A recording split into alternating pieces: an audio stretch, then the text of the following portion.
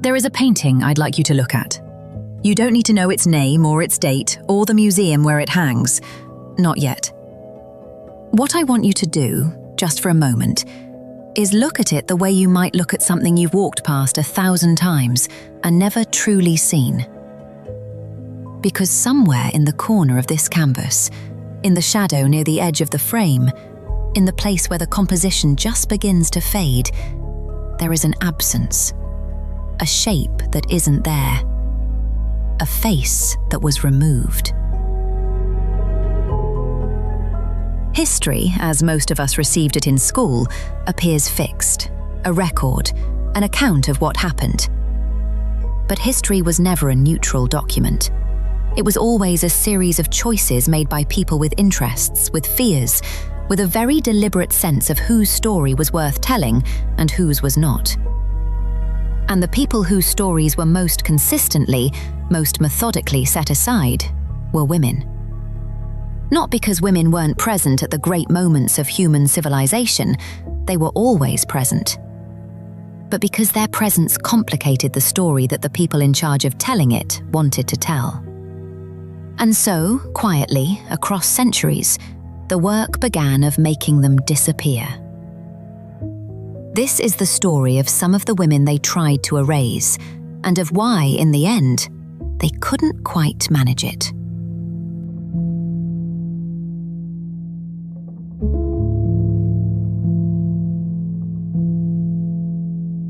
In 1662, Rembrandt van Rijn was commissioned to paint the board of the Amsterdam Drapers Guild.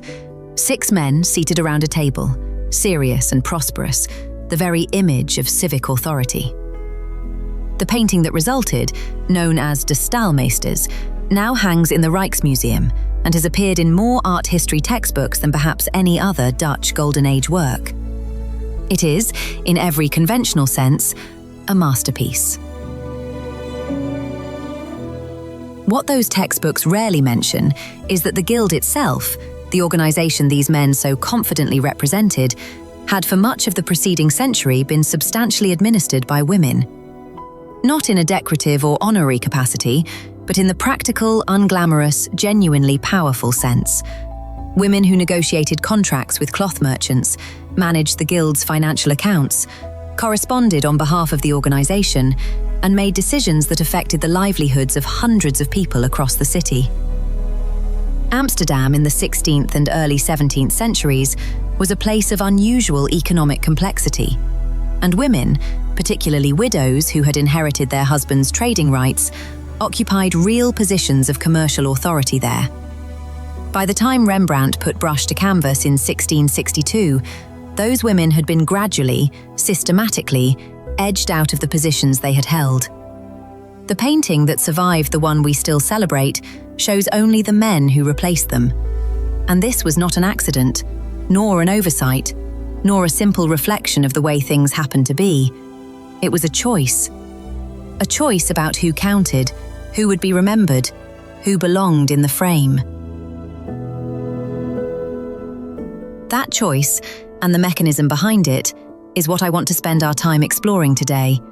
Because once you learn to see it in one place, you begin to see it everywhere.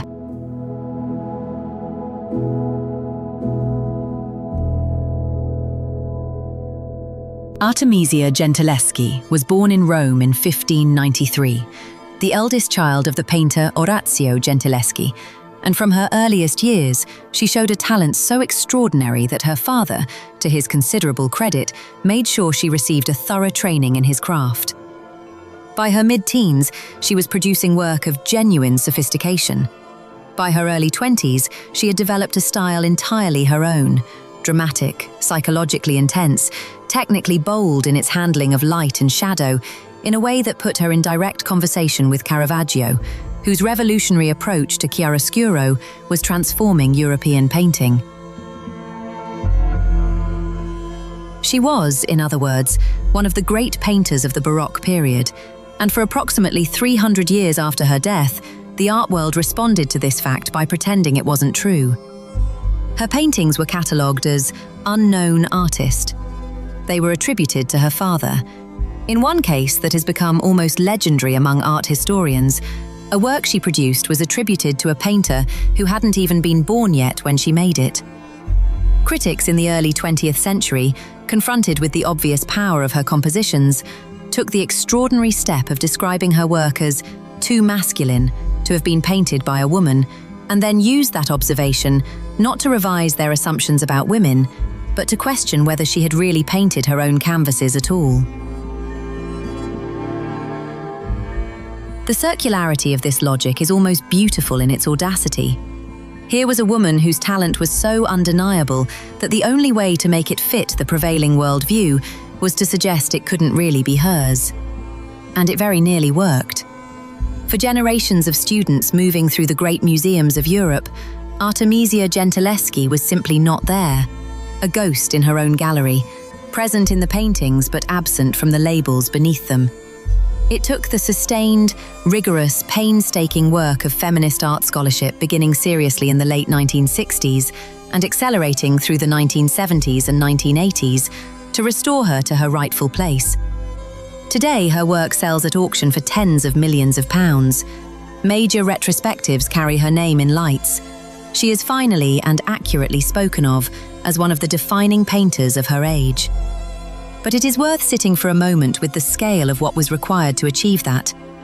Decades of scholarly argument, a fundamental rethinking of how art history had organized itself, and a willingness to look at the evidence that had been in front of everyone all along and simply never taken seriously. Artemisia Gentileschi was one of the lucky ones. At least her name survived.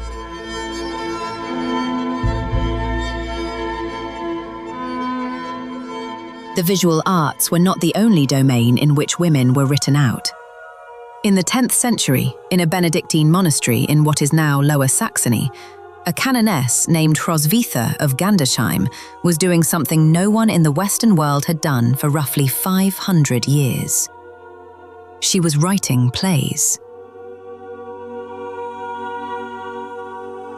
Not copying plays, not performing or adapting the works of others, writing their original dramatic works, composed in Latin, drawing on the classical tradition of the Roman playwright Terence, while transforming it almost beyond recognition. Where Terence wrote comedies whose female characters existed largely as objects of desire or exchange, Hrosvitha created women who argued, resisted, suffered, and triumphed. Her plays are theologically complex, structurally inventive, and, in places, genuinely funny, suggesting a sensibility both deeply learned and thoroughly human. She was also, in her own quietly confident prose prefaces, remarkably clear-eyed about what she was doing, aware that she was working in a tradition dominated by men and doing it anyway, on her own terms. She was almost certainly the first female playwright in European history. She may well have been the first playwright of any kind working in the Western tradition since the fall of Rome, and for approximately 500 years after she finished writing, almost nobody knew she existed.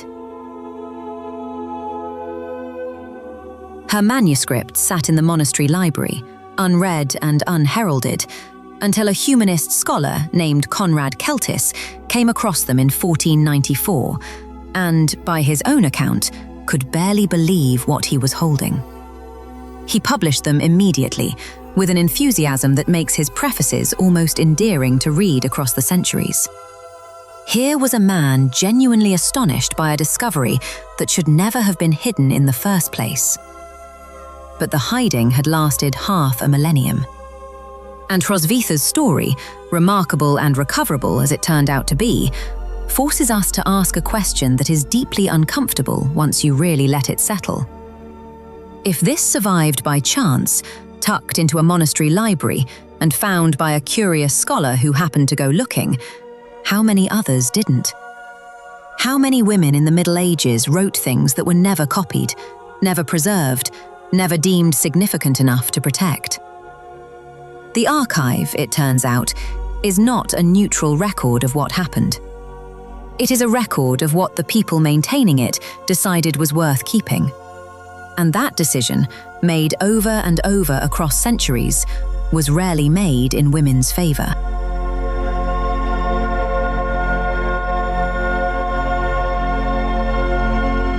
We move forward several centuries and into a world that considered itself thoroughly modern, thoroughly rational, thoroughly committed to the idea that achievement should be recognized on its merits.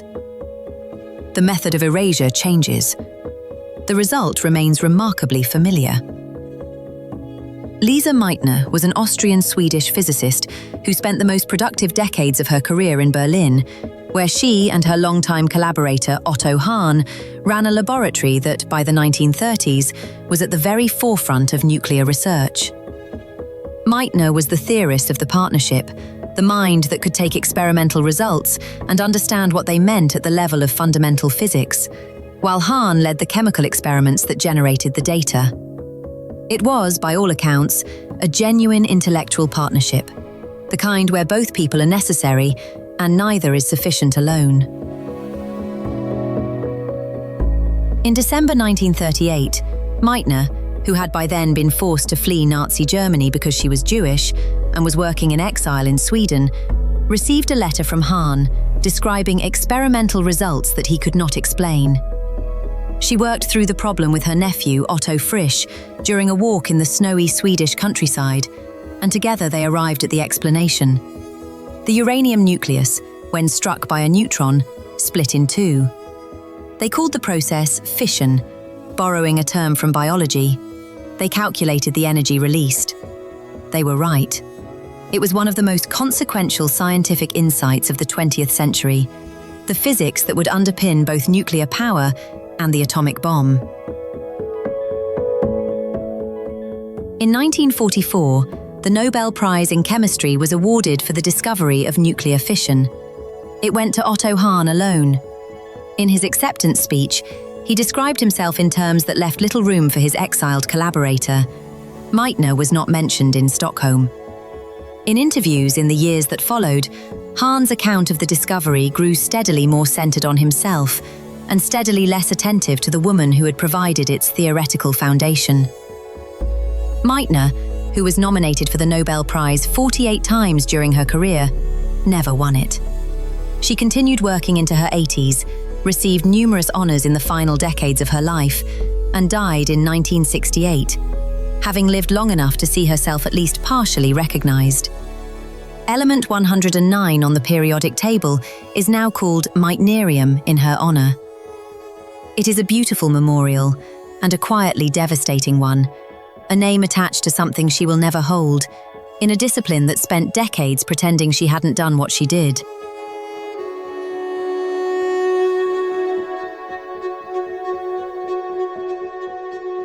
Artemisia Gentileschi, Hrosvitha of Gandersheim, Lise Meitner. 3 women separated by centuries, by discipline, by geography. And yet the shape of what happened to each of them is almost identical. The work was real, the achievement was real, and then someone, sometimes a single person acting with deliberate intent, sometimes an entire institution operating on unexamined assumptions, decided that a woman couldn't really have done it. Or that she had done it, but with so much help from the men around her that the credit properly belonged elsewhere.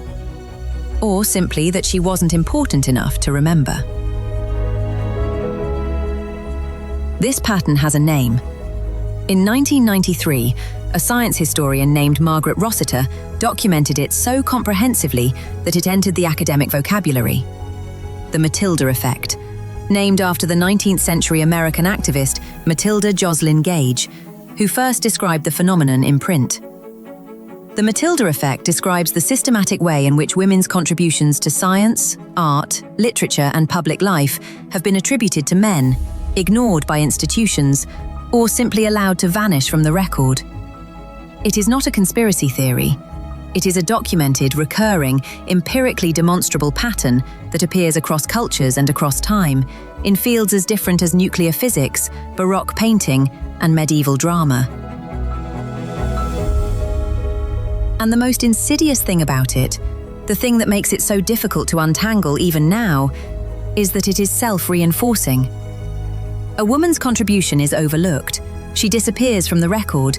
The record is then used as evidence that women weren't really doing significant things in that field. This is used to justify overlooking the next woman's contribution.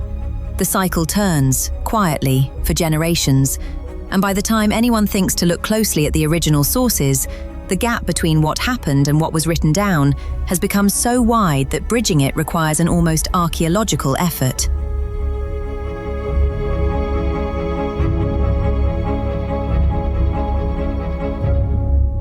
But here is the thing about erasure.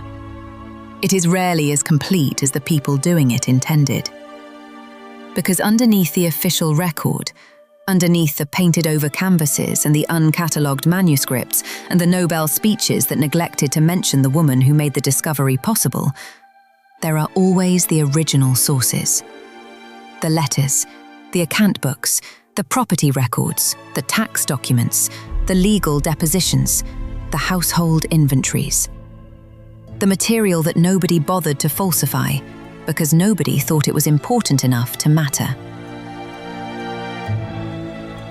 And right now, in archives, universities, and digitization projects across the world, historians are going back to that material.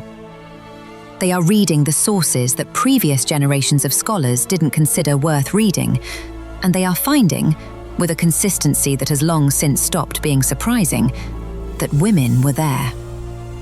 They were running businesses, leading religious communities, practicing medicine, writing philosophy, making art, and shaping the political decisions of their time. The story was always more complicated than we were told. It is only now that we are starting to hear it all. Artemisia Gentileschi is on the walls of the world's great museums, and she is credited correctly. Lise Meitner's name is on the periodic table. Hrosvitha of Gandersheim is taught in medieval literature courses. The field of women's history, which barely existed as a serious academic discipline 60 years ago, has become one of the most dynamic areas of historical scholarship worldwide. The women who were painted out of the frame are being painted back in, one recovered name at a time. And every time someone asks the question, every time someone refuses to accept the version of events they were handed without wondering who it left out, the work continues.